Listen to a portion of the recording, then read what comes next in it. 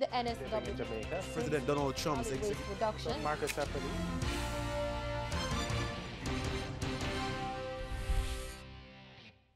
Good day, I'm Shane Masters, and welcome to News Rewind, JNN's look at the top stories of the week that was.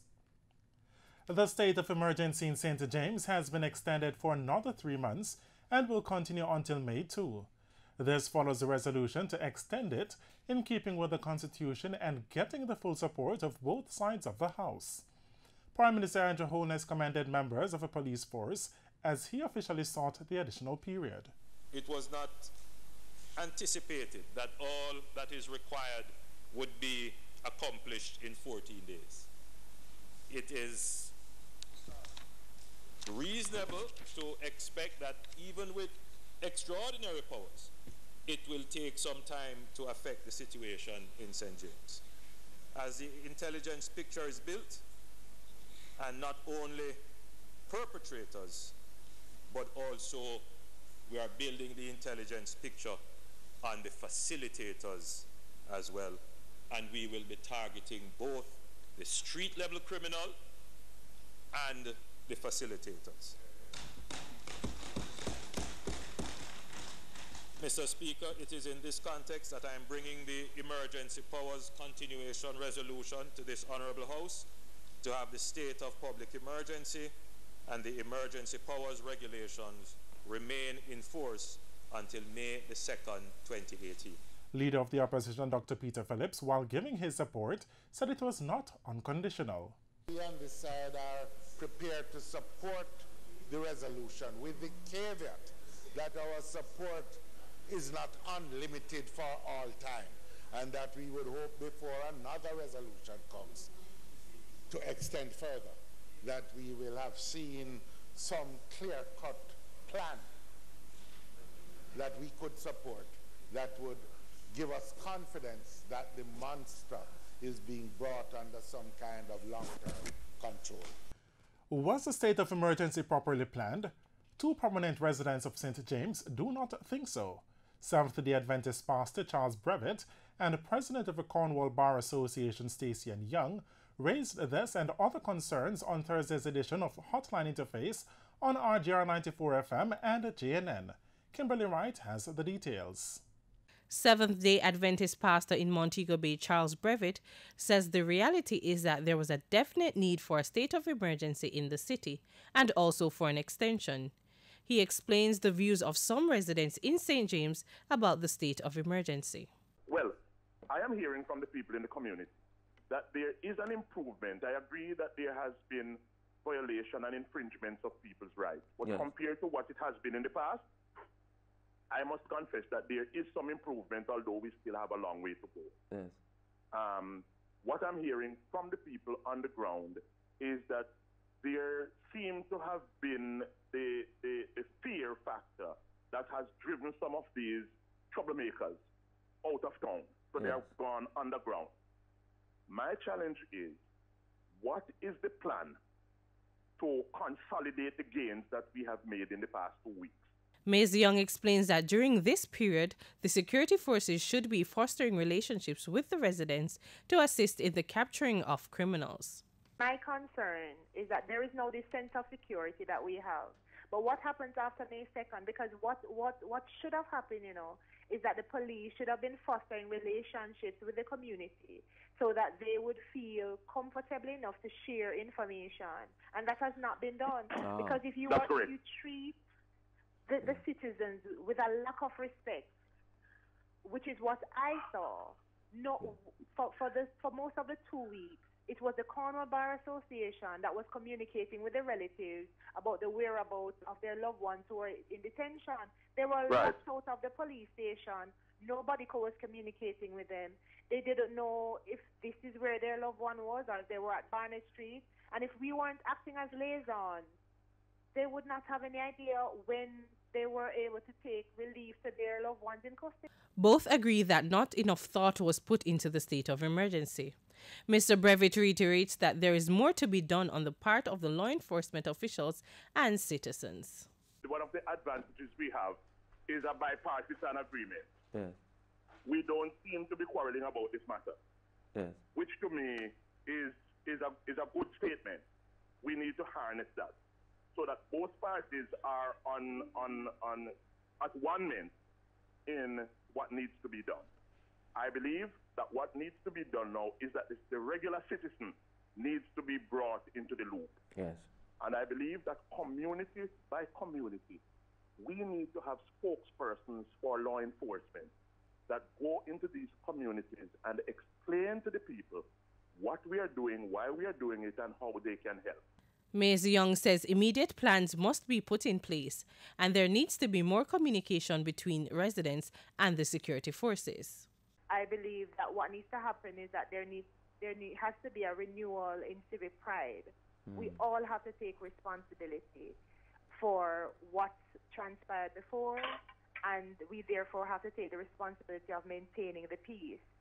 I believe that going forward, there has to be a renewed social drive to ensure that the community is educated as to where they can go in case there's an issue. Yes.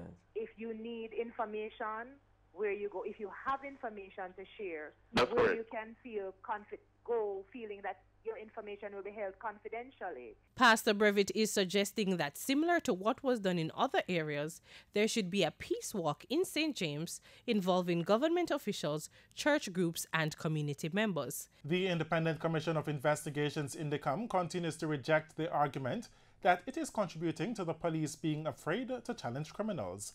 Shona Gay Warren picks up that story. Commissioner of Indicom Terence Williams is adamant that the organization has nothing to do with the approach of police personnel to their duties. He says the allegation that Indicom contributes to police personnel being afraid to tackle criminals has no merit or statistical support. Prime Minister Andrew Holness and opposition leader Dr. Peter Phillips raised concerns in the House of Representatives on Tuesday about the manner in which the agency carries out its operations. Indicom has been accused of being heavy-handed against the police, causing them to restrain themselves when faced with hostile situations. This is being seen as a contributing factor to the country's murder rate. However, Commissioner Williams argues that what the police force needs is reform and not less intervention from Indicom. It benefited people in the police force for the police force to be like that. And there will therefore be those who want to see a return to those days when they are unaccountable. So I'm asking, what do they want to see? That when a police officer shoots someone, nobody investigates it? That the police don't give a statement? What do they want? They want to return to those days? And when we're talking about that and the crime rate, they must recognize that in the 7 years of Indicom, when compared to the 7 years before Indicom, there have been 300 less murders. So this era of Indicom has not been one where murders have gone up. Mr. Williams explained that other false ideas about Indicom continue to exist. He is calling for the matter to be addressed. Indicom does not disarm police. The police are disarmed by their own colleagues. It was so before Indicom, it is so during Indicom, and it must continue to be so because their guns need to be taken away to be tested. What Indicom does is that after the police disarm their colleagues at the police station, we provide boxes and seals for the guns to be boxed and processed and sealed so they can be carried to the laboratory for testing. Now, this bit of misinformation started about 4 years ago, and the person who uttered it apologized and said it was not true. And I'm sad to see that it is being repeated. Opposition leader Dr. Peter Phillips had chastised Indicom in the House of Representatives on its public criticism of the police. If I can be blunt, if Indicom has a problem with the members of the security forces, I don't think they should disarm them in public, in full view of the citizens. I think that unnecessarily demoralizes the men and women who are urged to obey the law, but who operate in what is a very dangerous situation on the street. There is literally a war that has been declared on society. And in that circumstances, you cannot weaken those who serve in the face of those who attack them. But Mr. Williams has reacted to Dr. Phillips' statement. We must have discussion. Parliament should require Indicom to answer the questions that they have. And in answering those questions, I think it will deepen the dialogue and improve their decision making. We make quarterly reports to Parliament. There is one to come out pretty soon. I have to consider our position regarding the recent statements in Parliament and decide what we're going to do. A submission has been made to Cabinet to increase the sum available in the Legal Defense Fund for police officers. This was established to assist the police with the legal expenses. Minister of National Security Robert Montague highlighted the need to boost the facility, noting that while the fund has $20 million, the first bill he received was for $107 million. Mr. Montague is optimistic that Cabinet will give favorable consideration to the submission in order to pay the legal bills of police officers who are deemed to have committed infractions while on duty. The minister raised the issue at a ceremony for the presentation of 6 motor vehicles to the St. Thomas Police Division. Jamaicans are among 5 men arrested in connection with a major narcotic seizure in the Cayman Islands. The arrests took place last Thursday and Friday after a ganja bust at sea. We have more in this report from Cayman 27 News. A high-speed chase from the air and the sea leads to the arrest of 3 men and the seizure of large quantities of ganja yesterday morning. Now, police say around 4:30 yesterday morning, officers from the Joint Marine Unit came upon 2 vessels acting suspiciously near the North Sound entrance. They say the 2 vessels spotted officers and tried to escape. But with assistance from the Air Operations Unit, officers pursued 1 vessel. It was abandoned in shallow water close to Uncle Bob Road in West Bay. Police then recovered a large quantity of ganja and arrested 3 men. The second vessel then made it to sea. 2 men, one from West Bay and the other from Jamaica, were arrested on suspicion of being concerned in the importation of ganja and human smuggling. Police said today officers from Customs and Police detained 3 Jamaican nationals on a canoe in Cayman Brac. It's believed to be the second vessel that fled yesterday. The men aged 33, 29 and 31 have been arrested on suspicion of being concerned with the importation of ganja into Grand Cayman. Following reports that criminals have been inhaling embalming fluid, resulting in them carrying out extremely violent acts, a call is being made for a stronger response from the authorities to clamp down on the practice. It is understood that embalming fluid is sprayed on a ganja spliff or cigarette, and when it is dried, criminals smoke it before committing brazen murders. A report from the Star newspaper stated that criminals get the fluid from funeral homes.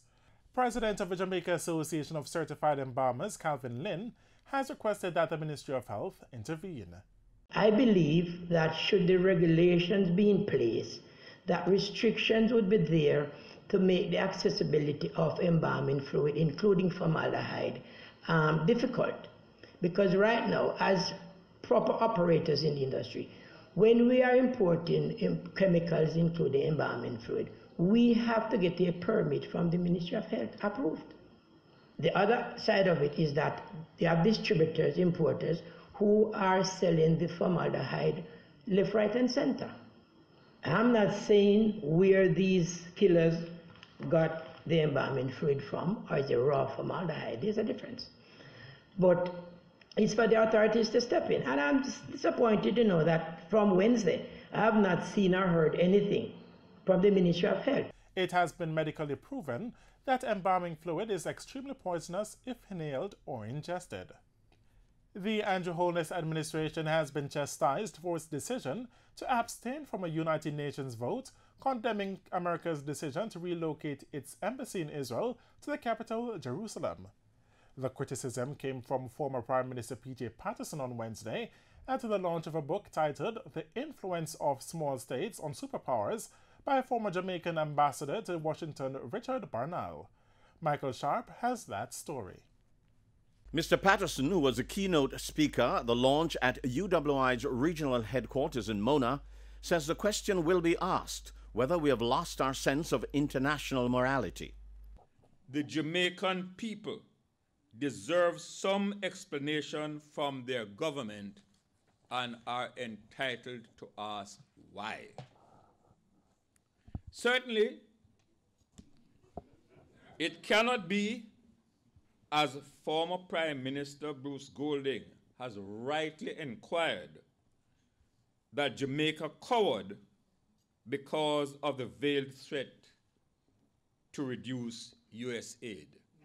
It wouldn't have happened under my watch. I dare to say it wouldn't have happened under his. The former Prime Minister says we cannot dance to the beat of different drums when the hallowed principles and precedents suggest we should not abandon sound positions we have taken in the past. Turning to the imminent visit of the U.S. Secretary of State, Rex Tillerson, Mr. Patterson suggests that we should remind the U.S. of who we are.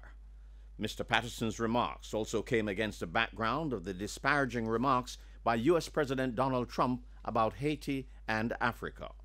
That aberration of our brothers and sisters in Haiti and the African continent is offensive and repulsive.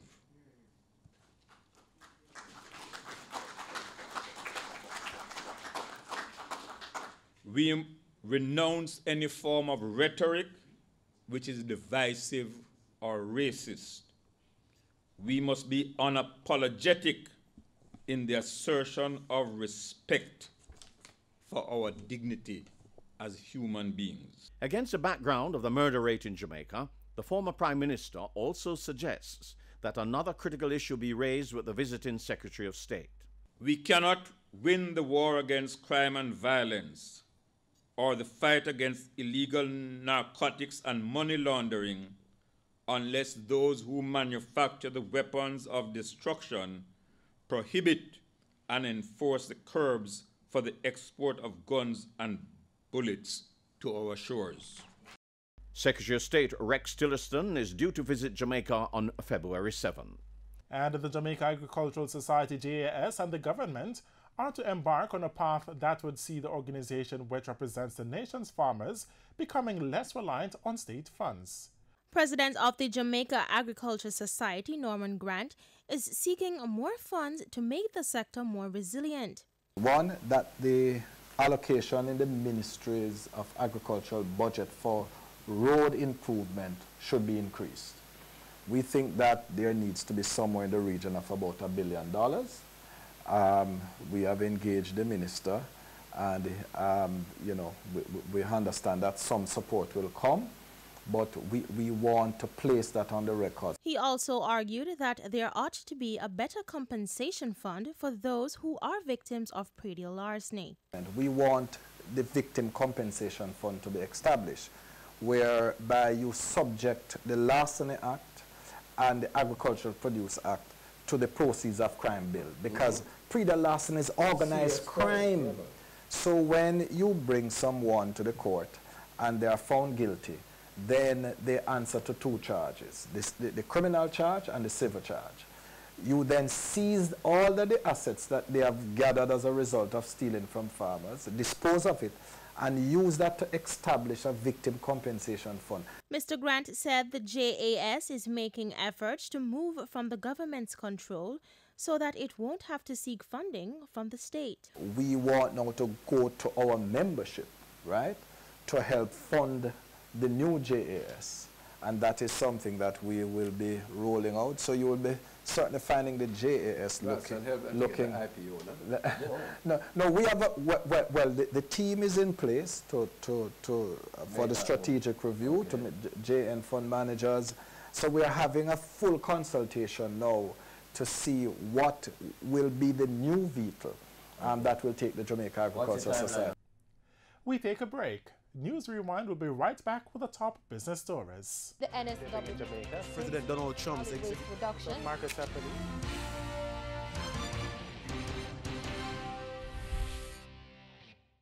Welcome back to News Rewind.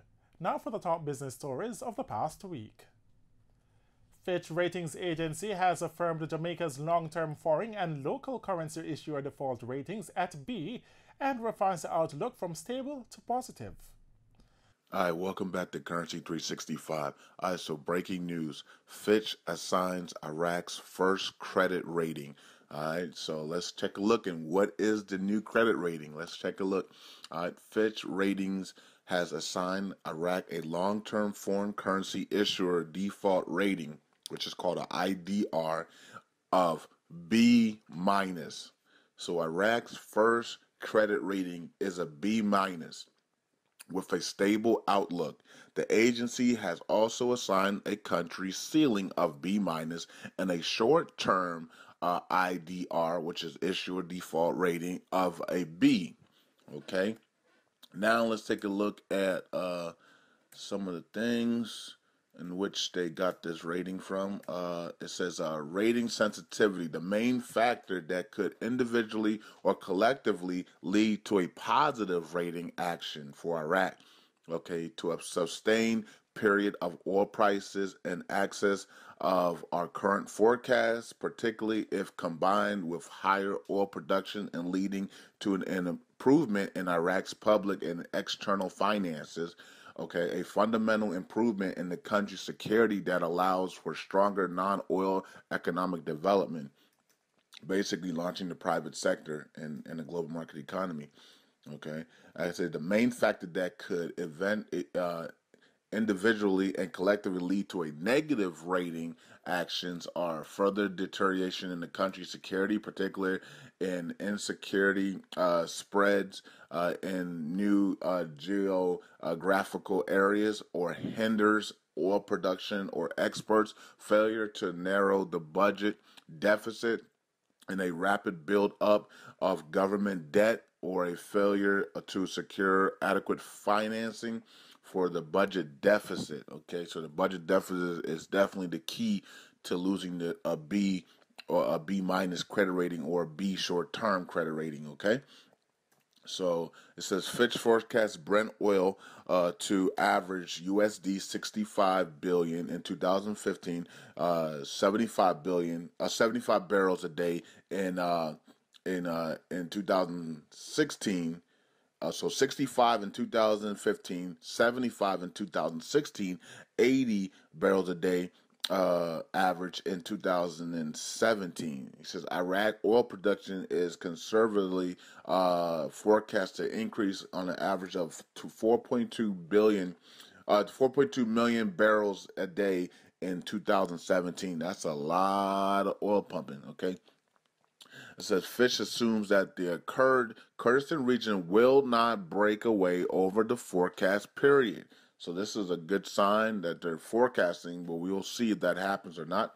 And that the periodic tension will not descend into serious military confrontation with the federal government or result in serious damage to oil export infrastructure. All right. Fitch assumes ongoing serious security threats with large parts of the Northeast outside of the government control. All right, so when it boils down to it, Iraq has their first credit rating of a B- as they try to get back, as they will get back into the global market stage. So Fitch hits them with a B- and short-term goal of a B. And I think they have two other companies that are supposed to give them the credit rating. You're supposed to have three different credit ratings, just like, in the West we have three different people that that give us a credit score. So Fitch is one. I think they're supposed to have two other ones. So let's wait and find out if those other two announce their credit rating. All right. So far a B- and a short-term goal of a B. All right, guys. Currency 365. I'm out. The Ministry of Finance said in a release that the rating was based on improvements in the macroeconomic and fiscal indicators. The Fitch report highlighted that macroeconomic stability continues to improve and the public debt to gross domestic product GDP ratio continues on a downward trajectory. The ratings agency findings were also based on the belief that the government is on course to record another primary fiscal surplus of around 7% of GDP. A call is being made for the government to increase its focus on exports as part of efforts to achieve sustainable economic growth. Immediate past president of the Jamaica Exporters Association, Dr. Andre Gordon, said that exports declined from $2 billion in 2008 to just over $1 billion in 2016. Dr. Garden said this was due to several factors. It had to do with the mix of export of items. We had begun to build up significant exports in a mix of sectors. So, for example, is that Petrojam used to export significant amounts of fuel. There are several things that have happened. Petrojam's exports have gone down significantly, and there really hasn't been any focus either on recovering those exports. The demand still exists. A lot of these were further processed petroleum items, so it's not this straight, what do you call it, what we call fuel. The point is that there was ethanol, there are a whole range of other exports from other categories. Of all of those, only food and agribusiness exports have continued to grow. He added that exports recovered during 2017, ending the year at $1.2 billion. Concern is being expressed that the rising number of murders will tarnish Jamaica's image as a place to do business. With more than 130 cases of homicide reported since the start of the year, the Jamaica Chamber of Commerce is worried that investors might become reluctant to set up shop in the island. It will affect our image significantly and the confidence of our investors and our business people, and not only overseas people. Jamaicans as a whole, we got to get this crime monster under control, and it cannot just keep rising and rising. And that's your News Rewind for this week. I'm Shane Masters. Thanks for watching.